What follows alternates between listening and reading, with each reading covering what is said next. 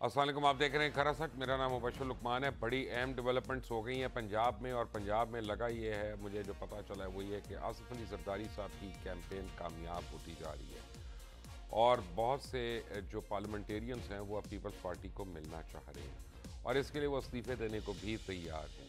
और ये गालिबन कहा जा रहा है कि 10 से 12 लोग हैं। अगर ऐसा हो जाता है तो फिर परवेज़ लाई को गवर्नर साहब कहेंगे कि आप जो है वोट ऑफ कॉन्फिडेंस लें, और उसमें उनकी जब तादाद पूरी नहीं होगी या कम होगी तो फिर वो हट जाएंगे वहाँ से। इमरान खान ने इस चीज़ को भांप लिया, और इमरान खान की पिछले 2 दिनों की जो मीटिंग्स हो रही हैं अपने तमाम इत्तेहादियों से, एक्चुअली उसमें शिद्दत आ गई। और उसकी वजह यह है कि इमरान खान को ये लग रहा है कि अगर असम्बली रही और वज़ीर आला कोई और आ गया नून लीग और पीपल्स पार्टी की बैकिंग लेकर, तो फिर इमरान खान जो हैं उनके पास कोई ऑप्शन नहीं रहेगा, वो असम्बली को तहलील करने वाला ऑप्शन भी नहीं रहेगा।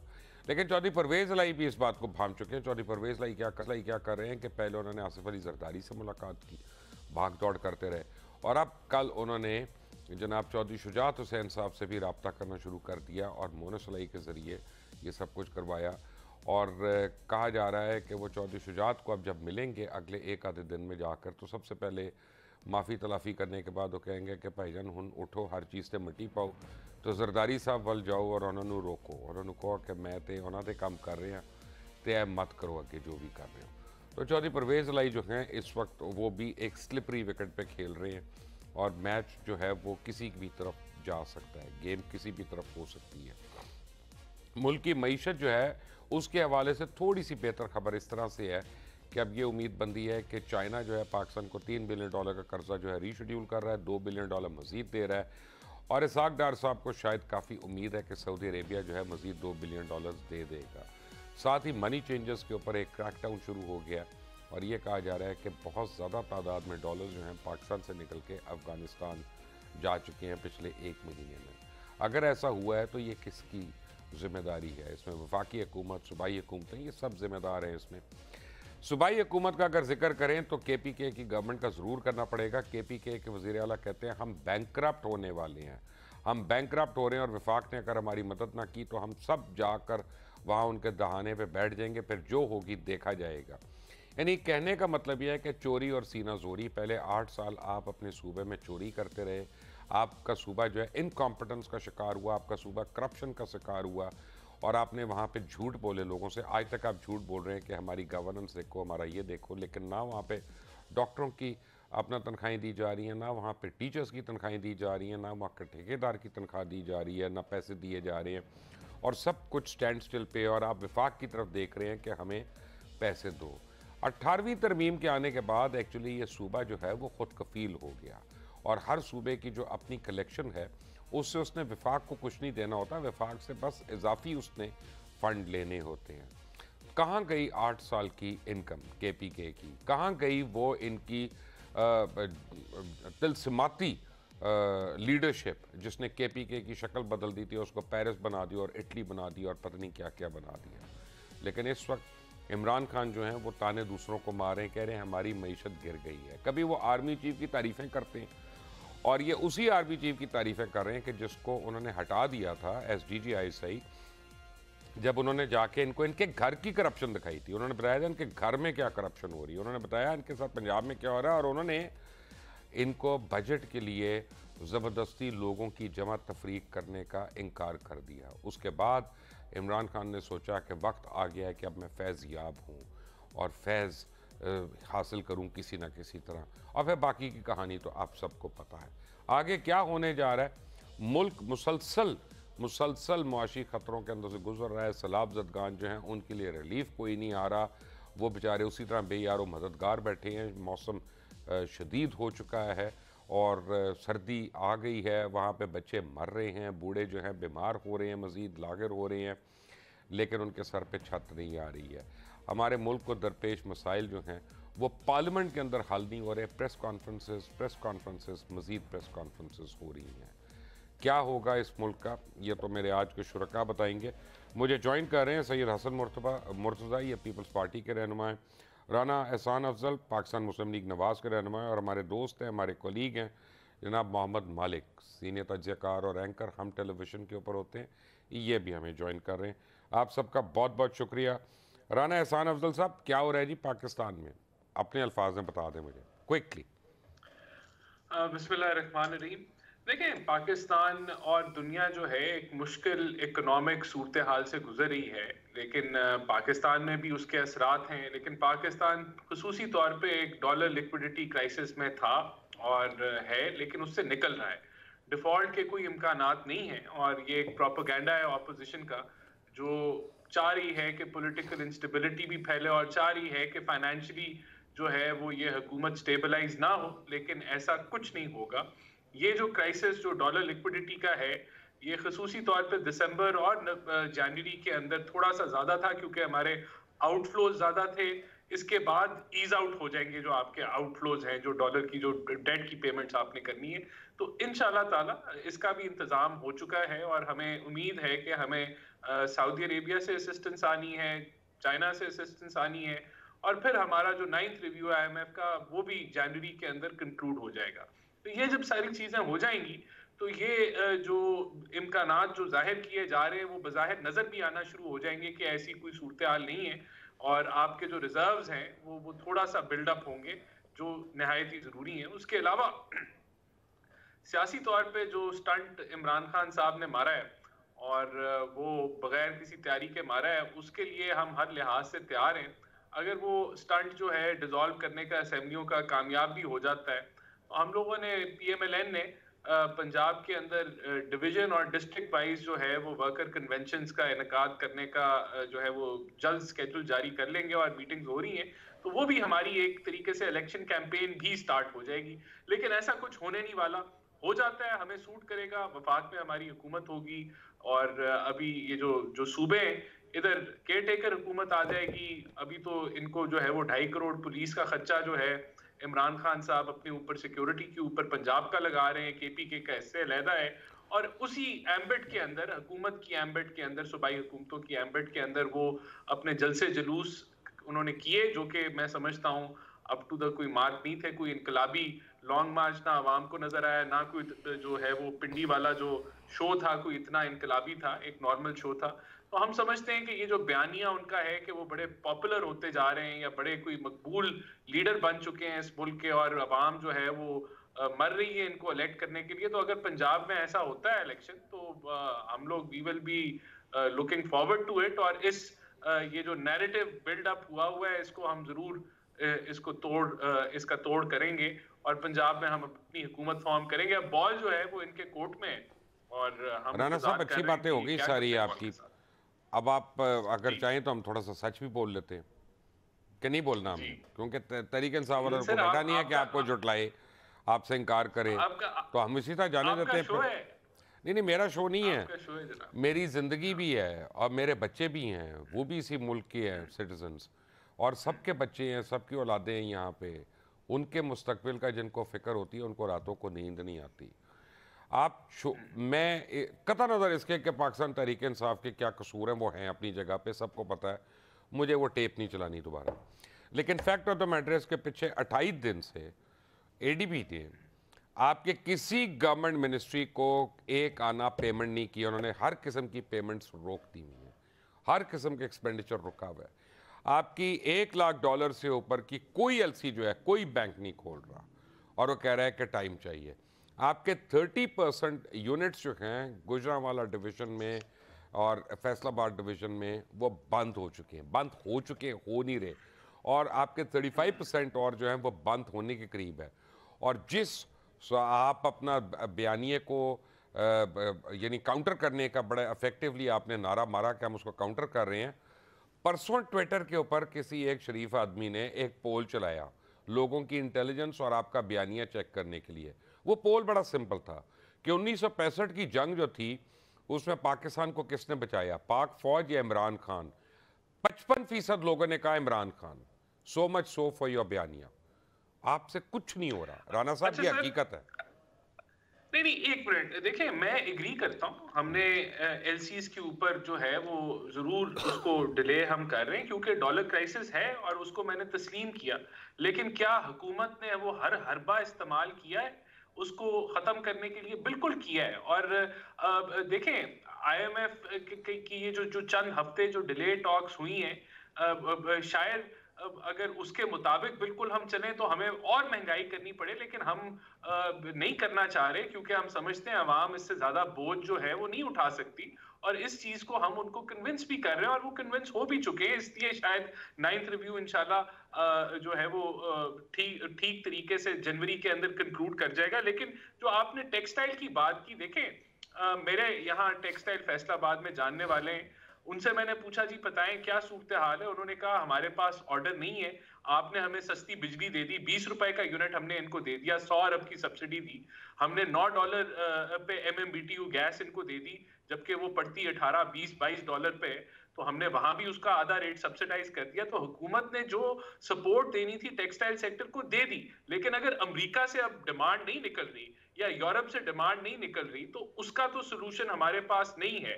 फर्दर अगर टेक्सटाइल सेक्टर ये डिमांड करे कि हमें फर्दर सब्सिडी दे दें, तो वो इस वक्त तो वो सूरत हाल नहीं है, वो फिस्कल स्पेस मौजूद नहीं है। लेकिन राणा साहब ये भी तो फैक्ट है ना कि आप लोगों ने गिरती मईशत को दफन कर दिया इंटरेस्ट रेट्स बढ़ा बढ़ा कर। आपको पता है और मुझे पता है, लेट्स बी ऑनेस्ट, हम एक दूसरे से गलत बयानी क्यों करें कि जिस मुल्क में इंटरेस्ट रेट इतना ज्यादा बढ़ जाता है जो पाकिस्तान के अंदर है, तो वहां चोरी तो कामयाब हो सकती है, डाके तो कामयाब हो सकते हैं, कारोबार नहीं चल सकता। सर छोटा सा देखिए, मैं बताऊं, इस वक्त जो है ना दुनिया के अंदर जो हुकूमतें हैं वो इंटरेस्ट रेट्स को बढ़ा रही हैं, वो ग्रोथ रेट को नहीं देख रही। और वो ये डबल डिजिट में है कितने मुल्क हैं जिनके डबल डिजिट में है? सर हमारी डबल डिजिट में है, लेकिन मैं यही कह रहा हूं ये डबल एज सोर्ड है। अगर हम ये ना करते और हम स्लो डाउन ना करते इकोनॉमी को, तो शायद हमारा नहीं, आपको नहीं समझे। चले मैं आपको समझा देता हूं एक बात, आपको मैं एक बात समझा देता हूं। नहीं नहीं नहीं, आप मेरी भी सुन लें, क्योंकि ये जो ब्लू बुक है ना IMF की, जिसके तहत आप चल रहे हैं या उससे पहले हफीज शेख चल रहे थे या शौकत तरीन चल रहे थे, एक बात आप समझ लें, ये ब्लू बुक कहती है कि इंटरेस्ट रेट बढ़ाओ अपनी इकोनॉमी बेहतर करने के लिए, इसलिए कि उन ममालिक की तमाम इकॉनमी डॉक्यूमेंटेड है। वहाँ पे अनारकली नहीं है, वहाँ पे सुआ बाजार नहीं है, वहाँ पे लिबर्टी मार्केट नहीं है, वहाँ पे जैनब मार्केट नहीं है, वहाँ पे शाह आलम मार्केट नहीं है, वहाँ पे कोई अपना जो है ना नॉन डॉक्यूमेंटेड इकॉनमी का कॉन्सेप्ट नहीं है। वहाँ पे किसी ने मोबाइल भी लेना होता है तो वो भी बैंक फाइनेंस कर देता है, घर का फर्नीचर लेना हो तो वो भी फाइनेंस करता है, कालीन लेना हो, गाड़ी लेनी हो, हर चीज़ फाइनेंस होती है। यहाँ पे सिर्फ और सिर्फ जो फाइनेंस है या लोन है वो मिलता है इंडस्ट्री के लिए, वो मिलता है कारोबार चलाने के लिए। जब आप उसको ज़्यादा करते हैं तो आपका इंटरेस्ट जो है वो आपको पैसे नहीं देता, कारोबारी आदमी की कमर तोड़ देता है पकड़ के। सो much so for your wise thinking. Sir आप ठीक कह रहे हैं, मैं यही कह रहा हूं कि अगर देखें आपका यही है ना, आप स्लो डाउन करना चाह रहे हैं इकोनॉमी को ताकि आप डिमांड को जरा क्रश करें, और ये डबल एज सोर्ड है ना, आपको इसमें नुकसान है, अनएम्प्लॉयमेंट भी होती है, लेकिन जो दूसरी साइड है वो ये है कि अगर हम इकोनॉमी को स्लो डाउन ना करें तो डॉलर्स तो हमारे पास राणा साहब मुझे पता है क्यों यकीन नहीं आ रहा, मैं आपको क्यों इंटरप्ट कर रहा हूं, क्योंकि एक तरफ आप कह रहे हैं कि ये जरूरी है, यानी बॉटम लाइन यही है ना कि आप कह रहे हैं जरूरी है, हाँ या ना में बता दें मुझे, इंटरेस्ट रेट जरूरी है। दूसरी तरफ इसहाक डार साहब ने 2 हफ्ते पहले ये स्टेटमेंट दी कि हम जो सूदी निज़ाम है उसके खिलाफ हम अपील विड्रॉ कर रहे हैं और हम इसको खात्मे करना चाह रहे हैं। आप एक तरफ आप पब्लिकली बयान देते हैं कि हम खात्मा करना चाह रहे हैं, दूसरी तरफ आप सूद बढ़ा देते हैं। मुझे समझाइए आप चाहते क्या हैं यार? सर वो तो 2027 तक इम्प्लीमेंट होना है, वो प्लान जो है वो ताकि 2027 तक सब कुछ अपना जो है ना वो गाय के दूध की तरह चोले बंदा के कुछ ना रवेगा तो ना गालो एक ही तरह कुछ नहीं। देखें अब सर ये अब मैं यही तो मैं आपको बताना चाह रहा हूं कि अगर हम चले, ये IMF की भी रिक्वायरमेंट है, और बिल्कुल अगर वो रिक्वायरमेंट अगर IMF अभी आप माइनस कर दें पिक्चर से तो हालात और खराब हो जाएंगे। तो ये हकीकत है कि हमें IMF के प्रोग्राम को चलाना है। हसन साहब आप ही मुझे मदद करें, आप ही बताएं मुझे अपना कि जनाब क्या हो रहा है ये आपके साथ?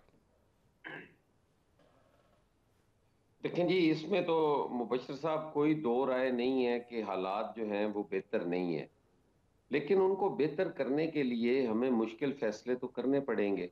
फैसला कहाँ है? गवर्नमेंट सबसे मुश्किल फैसला तो यह है कि जिसने यहाँ तक पहुंचाया उसको अंदर तो डालें। आपसे अंदर नहीं डाल रहा, वो आपसे कुछ भी नहीं हो रहा, आपसे उसका जाली प्लास्टर नहीं संभाला जा रहा।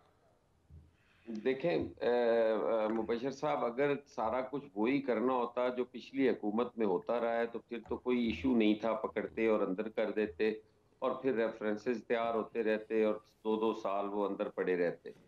लेकिन इससे क्या मईशत बेहतर हो जाएगी? या जो फैसले वो लोग करते रहे वो पाकिस्तान, हम समझते हैं कि वो पाकिस्तान के हक में नहीं थे, वो किसी खास एजेंडे पर थे और उस पे वो काम करते रहे, जिसकी वजह से वो लोगों को भी पकड़ते रहे, वो झूठे मन गढ़ंत केसेस भी बनाते रहे। हमारे पास तो सारे शवाहिद होते हुए और भी भाई हम बात, कहते हैं लोग कि उन्हीं का सारे यकीन कलीदी कर रहे तकाजे हैं, पूरे लोग होने उनके चाहिए। बयानिए पे यकीन कर रहे हैं, लोग आपके ऊपर नहीं यकीन कर रहे, ये समझ लेना आप।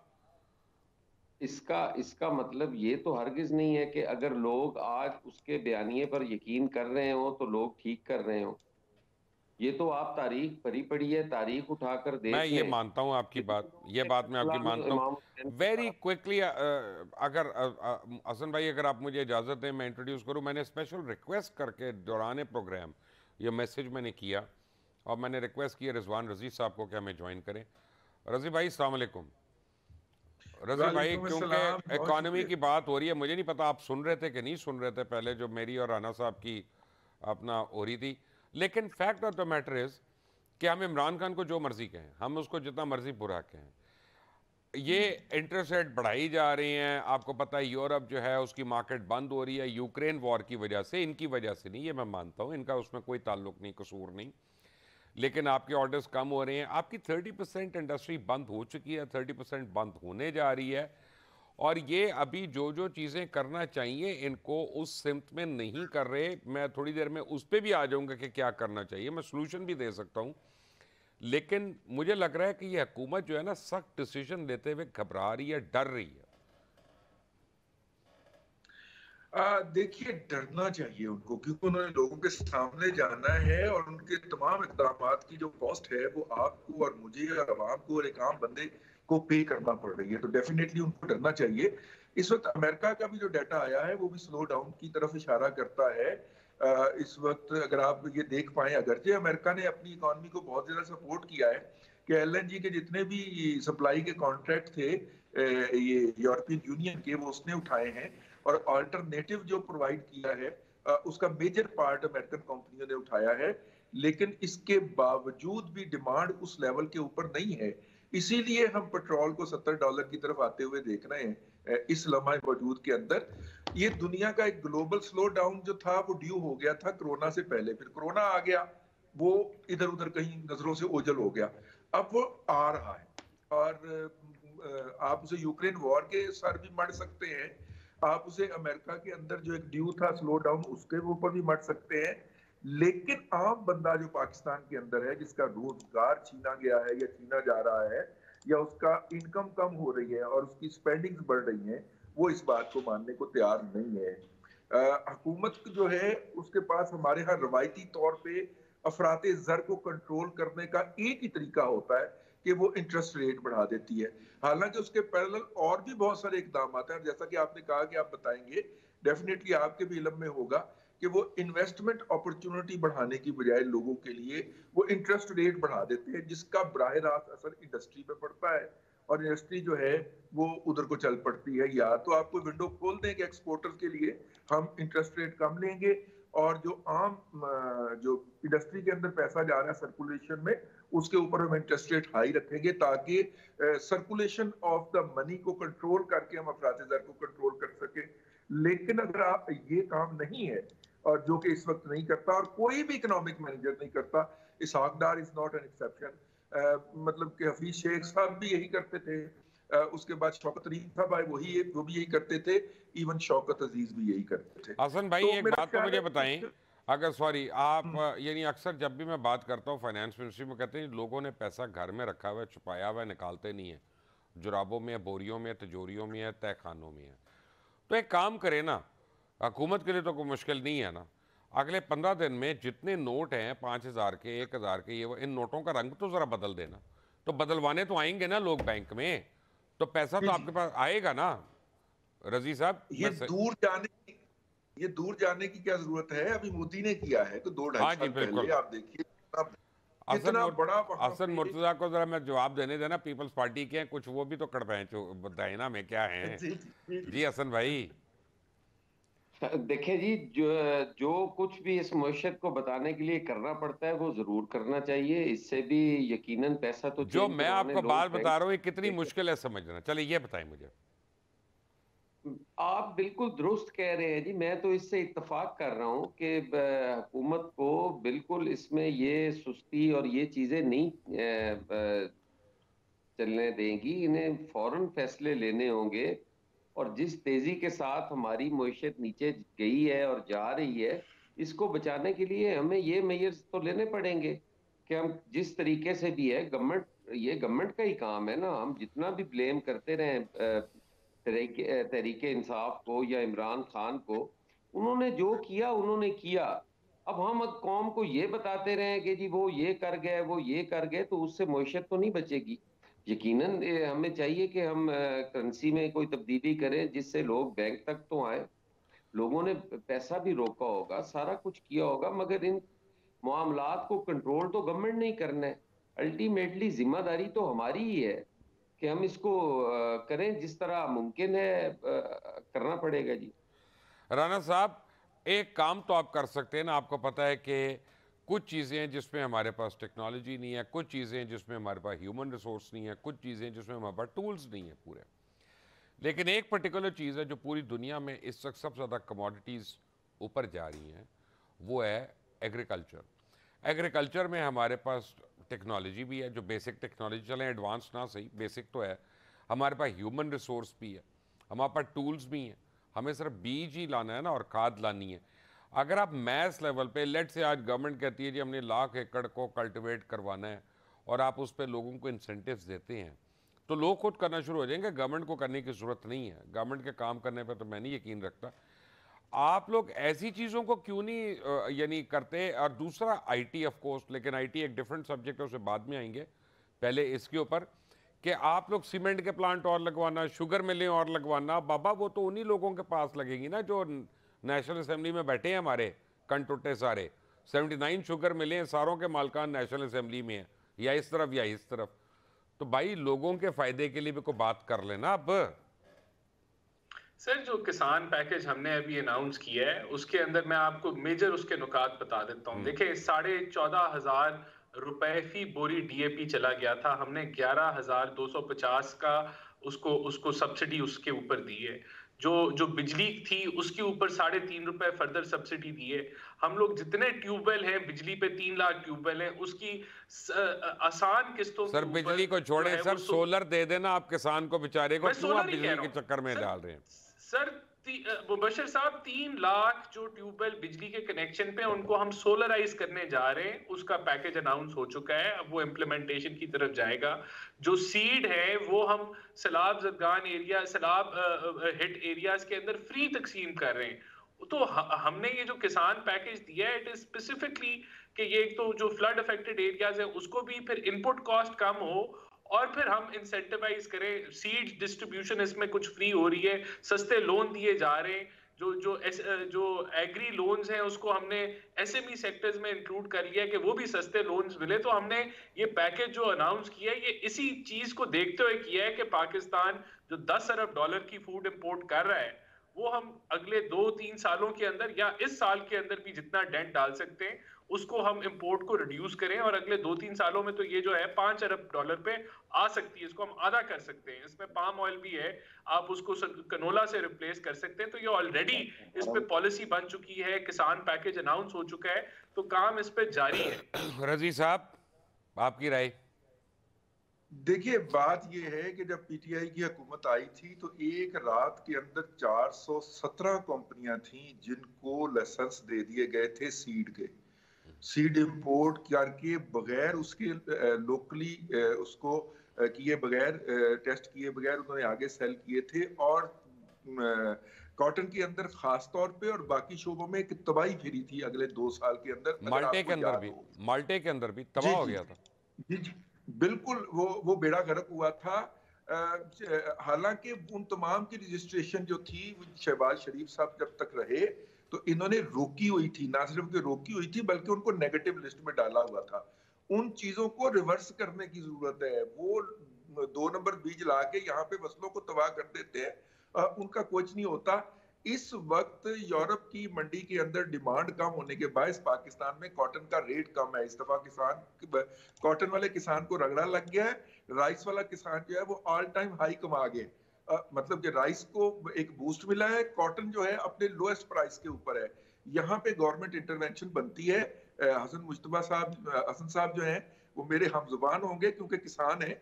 इस मौके के ऊपर जो किसान को कम प्राइस मिली है कॉटन की, उसके ऊपर गवर्नमेंट इंटरवेंशन बनती है। ये इंटरवेंशन डेफिनेटली प्रोविंशियल गवर्नमेंट की असिस्टेंस के बगैर नहीं हो सकती, होनी चाहिए ताकि हमारा किसान अगली फसल के लिए बच जाए।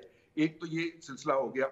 दूसरी बात ये, कमोडिटी के प्राइसेस हाई जा रहे हैं, गवर्नमेंट उसको फैसिलिटेट करें। चले लोकल तो उसकी शॉर्टेज होगी, लेकिन $4 तो कमा लेंगे ना हम अपने राइस से।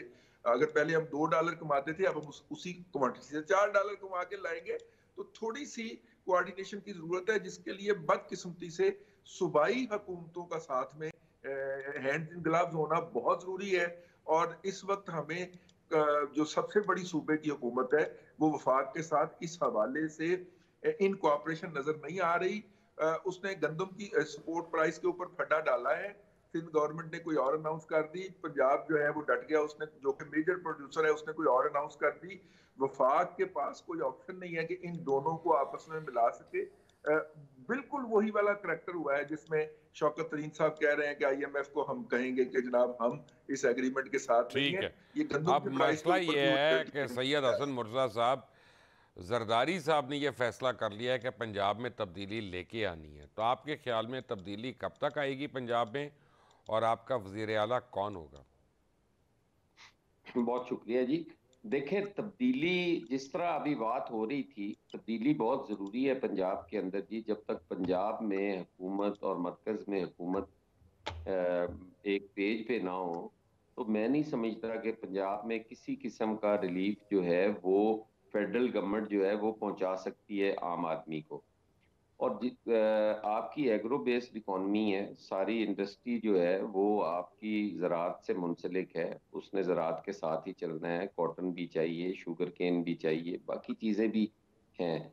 आज हम जिन हालात से गुजर रहे हैं, शुगर केन का आप हालत देखें तो आप हैरान होंगे कि काश्तकार को 300 रुपए में भी कुछ नहीं बच रहा, बिल्कुल फारिग है बेचारा। बिजली के बिलों में जो रिलीफ मिला है आज तक वो नीचे नहीं पहुंच सका, पता नहीं कहाँ मिला है जी। मेरे आज बिल आए हैं, मैं हैरान हूँ, इतने बिल इस मौसम में जब पानी की जरूरत भी नहीं है। तो पता नहीं वो रिलीफ कहाँ गया फेडरल गवर्नमेंट का, कोई तो फेडरल गवर्नमेंट आप ही की है ना, पूछे ना, साथ बैठे हैं आपके राना एहसान साहब। मैं फेडरल गवर्नमेंट में बिल्कुल जरूर शेयर होल्डर हूँ, मेरी पार्टी उनके साथ बैठी हुई है, कोई दो राय नहीं है। और हम बिल्कुल भरपूर उनका साथ भी देंगे, उनकी बर्डन शेयरिंग भी करेंगे। लेकिन मैं उसके साथ साथ एक काश्तकार भी हूँ, मैं एक पाकिस्तानी भी हूँ, मैं टैक्स पेयर भी हूँ। मुझे जो चीजें मिलनी चाहिए, मुझे अपने हल्के में भी जाना है, मुझे जरूर इज़हार करना चाहिए। और मुझे हल्के में भी जाना है। हल्के में तो मैं वैसे ही रहता हूँ जी, मेरे हल्के में तो मैं तो अब भी हल्के में बैठा हूँ। राना साहब, आपके अपने इत्तेहादी हैं, ये आपके मतलब कह रहे हैं, अब आप सुन लें, मैं जवाब दूंगा आपका। मुबशिर साहब, मैं जवाब लेता हूँ राना साहब, लेकिन एक ब्रेक के बाद, एक छोटी सी ब्रेक के बाद आता हूँ मैं। मेरे मेहमान मेरे साथ ही एक ब्रेक के बाद आते हैं। Take a break.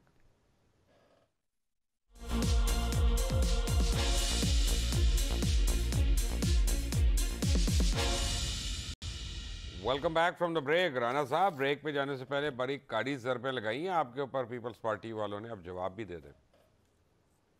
देखिए मुबशिर साहब, जो ट्यूबवेल के बिजली का रेट है उस पे हमने तकरीबन 100 अरब रुपए की सब्सिडी तो बजट की थी, बजट में दी थी, और फिर अब 40 अरब रुपए से उस सब्सिडी को बढ़ा दिया। देखें, इनका जो 13 रुपए बेस रेट हो गया और उस पर इजाफी टैक्सेस लग के ये 23 रुपए कुछ पैसे बनता है। एक नॉर्मल कमर्शियल कंज्यूमर को इस वक्त 50 रुपए तक का यूनिट जो है वो पड़ रहा है। तो ये काफी बड़ी सब्सिडी है जो हुकूमत ने दी है।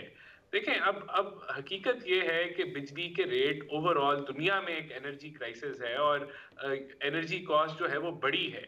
यही दुनिया का मसला है। ये पाकिस्तान भी अब महंगा ईंधन होगा तो उससे महंगी बिजली बनेगी, लेकिन उसके बावजूद जितनी मैक्सिमम फिस्कल स्पेस थी हमने वो निकाल के किसान को जो है वो वहां उसके बिजली के रेट में हम कमी करके आए। उसके साथ एक जो फैक्ट है ना, देखिए 3 लाख जो ट्यूबवेल है वो बिजली पे चलता है, कोई 15 लाख ट्यूबवेल है जो पीटर इंजन पे डीजल पे चलता है, तो उसका यूनिट का रेट तो 100 रुपए पे पड़ता है और वो 12 पड़ता है जो लोग उसको चला रहे होते हैं। तो यहाँ अच्छा, जो बात 3 यह लाख है कि कंज्यूमर हमारे उसको घरों हमने में बकायदा 8-8 घंटे बत्ती नहीं आती भाईजान, और बिल आपका उसी मेहरबानी है आपकी जिस तरह से आ रहा है।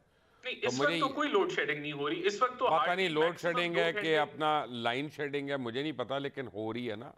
मैं आपको नहीं अगली बारी मुबशिर फिर साहब, इस वक्त पूरे मैं आपको वसूख से बता रहा हूँ, हो सकता है आपका लोकल कोई इशू हो, लेकिन पाकिस्तान में इस वक्त हर बिजली एक की का जो लोड लोकल शेडिंग इशू है। है ना भाई, हर एक का लोकल इशू है। अब मेरा सवाल आपसे ये है कि असल में जो लोग बिजली चोरी करते हैं उनका मलबा अफसरों पे डाल देते हैं। पंजाब में आपकी देखिए 100% रिकवरी है, केपीके में आपकी सबसे ज्यादा चोरी होती है, उनका मलबा आप हम पे डाल देते हैं। डाले ना उन पे यार। देखिए देखिए इसके ऊपर भी ये हकीकत है कि सूबाई जो रिस्पॉन्सिबिलिटी है कि लॉ एंड ऑर्डर जो है वो इन्फोर्समेंट जो है वो सूबों के पास है।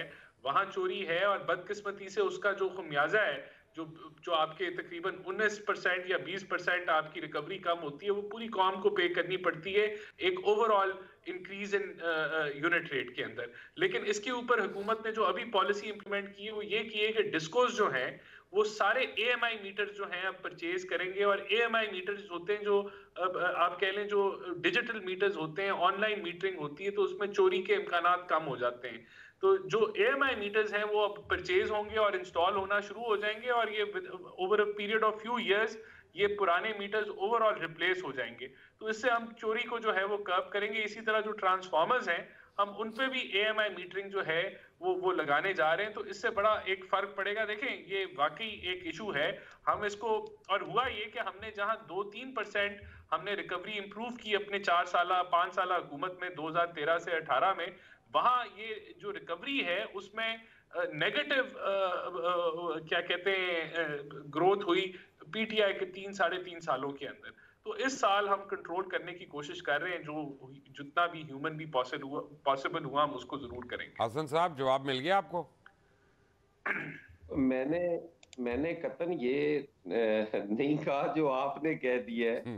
मैं बिल्कुल कह रहा हूं कि एक रिलीफ जो है वो नीचे नहीं मिल पा रहा, तो उसको मिलना चाहिए। जब गवर्नमेंट देती है रिलीफ तो वो नीचे तक क्यों नहीं पहुंचना चाहिए जी, वो आना चाहिए। और अगर कोई किसी जगह कोई बेज़ाब्ती हो रही है तो मेरा फर्ज नहीं है कि मैं अपनी गवर्नमेंट को बताऊं कि यार यहाँ ये मसला इशू आ रहा है। उसका हरगिज़ मतलब ये हसन नहीं है भाई, कि मैं उनसे आपके किताब में पंजाब का अगला वजीर आला कौन है और कब आ रहा है? इंशाअल्लाह ताला अगला वजीर आला जो है वो PDM की मर्जी से होगा, PDM का होगा, और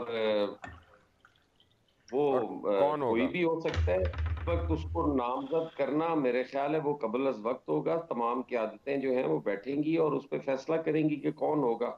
लेकिन ये मैं आपको गुजारिश कर दूं कि आप पहले प्रोग्राम के स्टार्ट में अपने इंट्रो में कह रहे थे गालमन के 10-12 लोगों की, ये 20 से 25 लोग हैं जी जो बिल्कुल रिजाइन करने की हद सर तक जब वो तैयार रिजाइन है। करेंगे ना फिर हम नंबरों पर बात करेंगे। एक्चुअली ये सारे हम सुनते रहते हैं 6 आ गए 8 आ गए, एक आता है फिर वो वापस चला जाता है। आप लोगों का इतना नहीं, ऐसा तो कभी भी नहीं हुआ, एक तो कभी भी नहीं आया। आपने देखा है वे पीछे गिनती कितने तक गई थी। तो ये तो आप ना कहें कि एक आता है और चला जाता है। ये तो मार्च तक ये सारे जाने को तैयार थे, ये तो रुक गए कि कोई खान साहब का, जैसे आप भी कह रहे थे कि बयानिया जो है वो जरा तगड़ा हुआ और लोगों ने उसको ले लिया कि ये तो इस तरह, वो जरा इन चक्कर में लोग जो है वो रुक गए, वगरना वहां तो ठहरना ही कोई नहीं था, सारे फारिग हो जाने थे। रजी साहब पंजाब में कोई तब्दीली आ रही है? हो जाना। मेरा जी नहीं ख्याल पंजाब में कोई तब्दीली आ रही है। ये इसी तनख्वाह पे मुझे लगता है काम करना पड़ेगा। हो सकता है टीम बदल जाए, कैप्टन वही रहे, इसके अलावा कोई ऑप्शन नजर नहीं आता।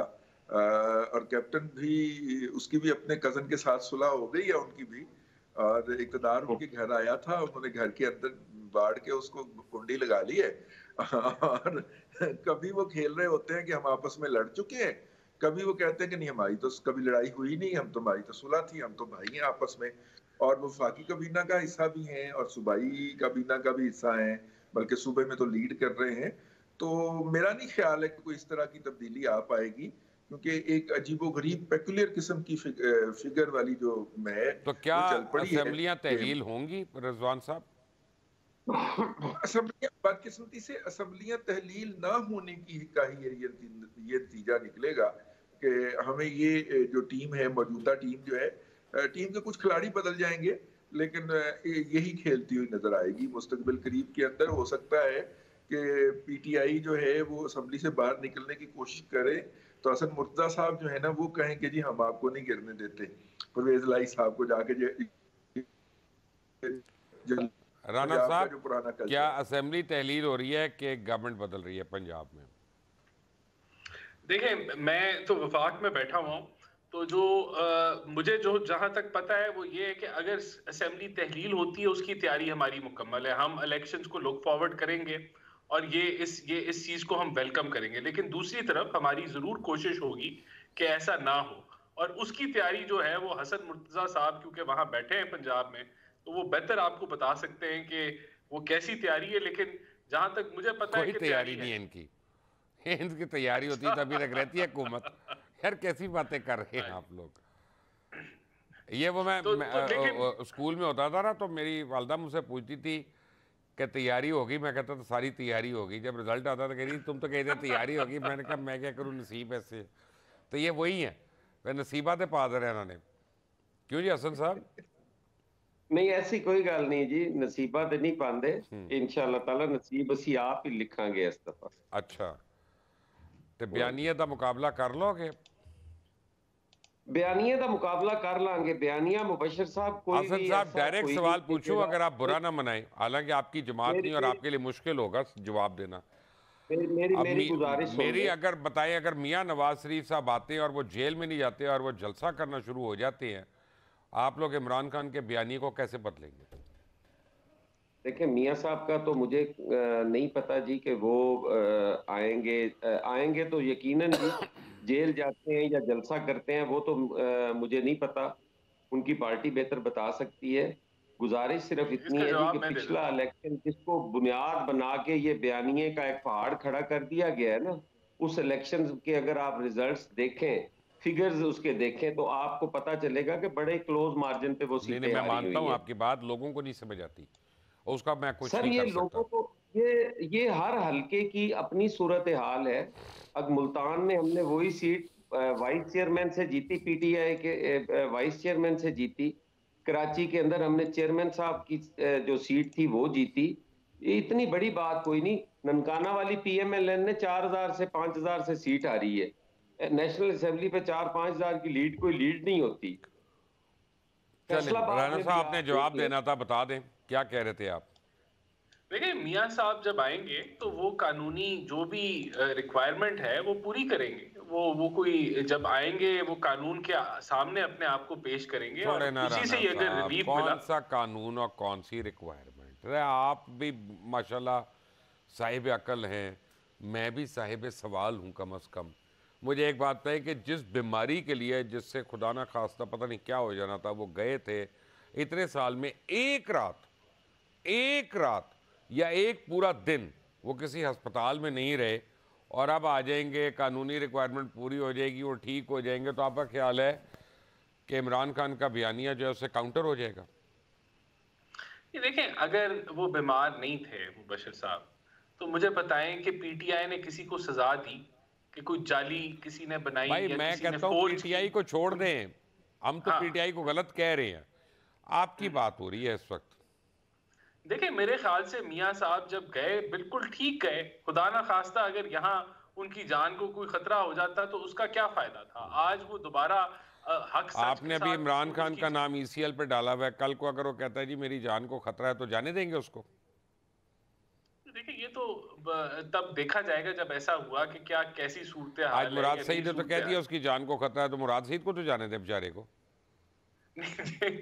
देखिए, मुराद सईद साहब को शायद सिक्योरिटी या स्क्वाड चाहिए, जो उन्होंने कह दिया। मुझे लेकिन अगर वो कह रहे हैं तो फिर इसको सीरियसली लेना चाहिए कि किसी को भी जान को खतरा है तो उसको जरूर हुकूमत को जो है वो, बल्कि केपी के उनकी अपनी हुकूमत है, वहां से वो सिक्योरिटी ले लें और उनको। रजी साहब, प्रॉब्लम पता है क्या है? मैं आपको प्रॉब्लम आसान अल्फाज में समझा दूं।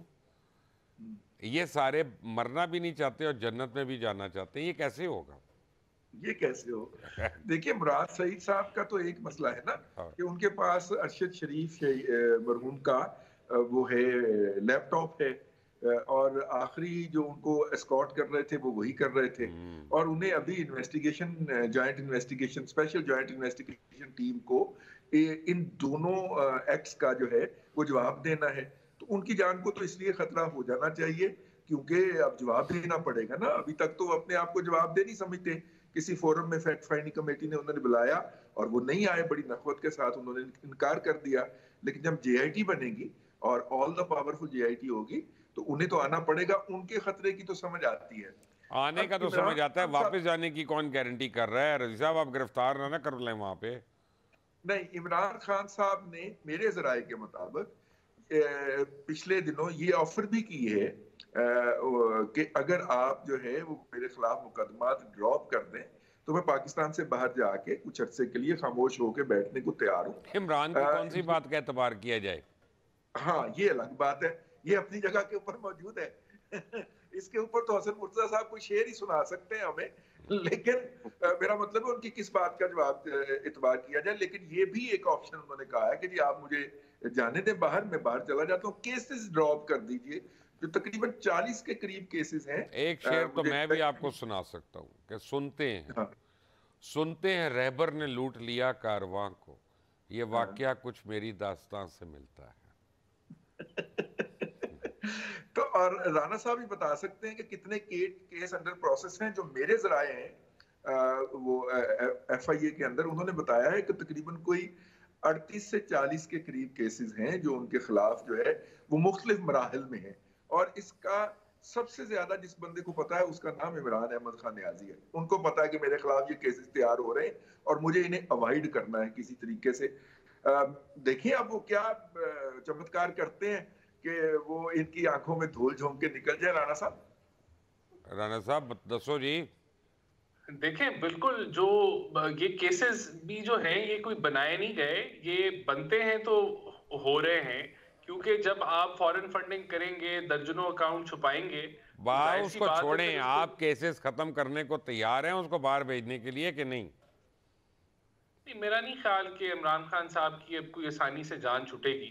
और ये जो उन्होंने मामलात किए हैं उसके मुताबिक अब वो घेरा उनकी, वो सही कहते हैं कि ये जो है वो नाअहली की बात जो करते हैं वो सही करते हैं, क्योंकि जो उनकी हरकत हैं वो उनके सामने आ रही हैं और उनको भी नजर आ रहा है कि आने लगी हैं। तो मेरा नहीं ख्याल कोई यहाँ कोई उनको एनआरओ मिलने लगा है अपना। मुर्तजा साहब, अब इमरान खान का एक प्रॉब्लम तो मुझे पता है, वो तो ये है कि अब उसको किसी किस्म का फैज़ नहीं मिल रहा। आपके ख्याल में कोई और मसला भी है उनका? नहीं, उनको मसला ही सिर्फ ये है कि वो बेफैज हो गए हैं और कोई इशू नहीं है। पहले उनके फैसले कहीं और होते थे, जब से उन्होंने खुद फैसले करने शुरू किए हैं वो फैसलों में आप फर्क देख लें कि पहले फैसले कैसे थे और अब फैसले कैसे हैं। फैसला भी और प्लानिंग भी बिल्कुल उसी तरह जी, जिस तरह आप अभी कह रहे हैं ना कि उनको बाहर भेज देना चाहिए, मैं समझता हूँ कि उनको कोई खतरा नहीं है, वो दिलेर भी बहुत है। खुदा का खौफ करे, मैंने कब कहा है?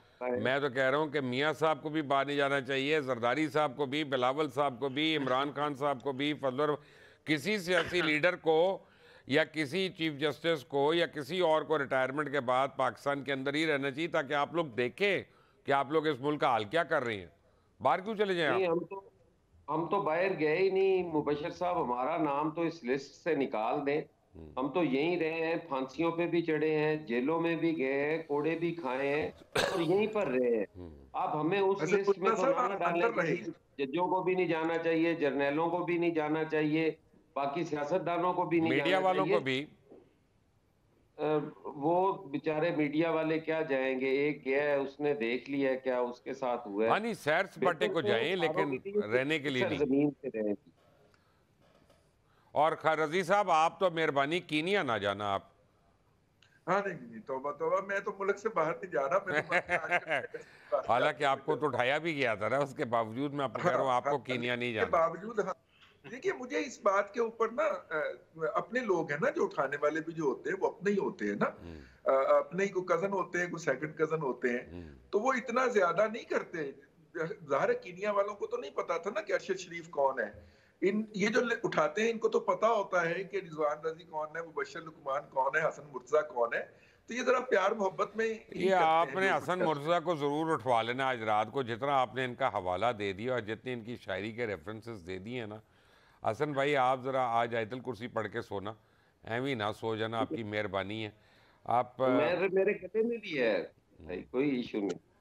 आजा राना साहब, वेरी क्विकली, मेरे पास सिर्फ 1 मिनट है, मुआशी तौर पे कोई अच्छी खबर है हमारे लिए?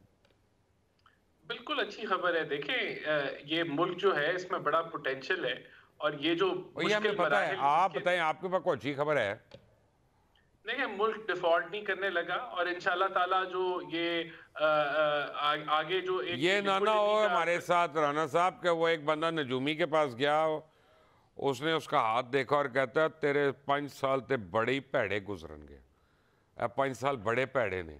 वो बेचारा रोना शुरू फिर कहता है नजूमी को कि भाईजान 5 साल बाद की होना, कहने तेन आदत पै जानी है, फिर प्रैक्टिस हो जाएगी। ये ऐ ना करना साढ़े नाल तुसी।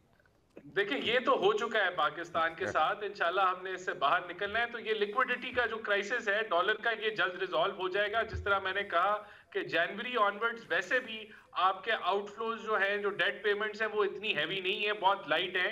तो ये जनवरी के बाद आपका जो फरवरी मार्च अप्रैल मई है वो सारा लाइट है। तो इंशाल्लाह ताला रुपया स्टेबलाइज ही रहेगा, आपका स्टेबिलिटी राइट। मिलेगी आपको एक्सचेंज रेट पे। और ये जो गैप है जो इंटर बैंक का, और ये इंशाल्लाह जल्द इस पे हम काबू पा जाएंगे। राना एहसान अफजल आपका, सईद हसन मुर्तज़ा और जनाब रिजवान रज़ी आप सबका बहुत बहुत शुक्रिया।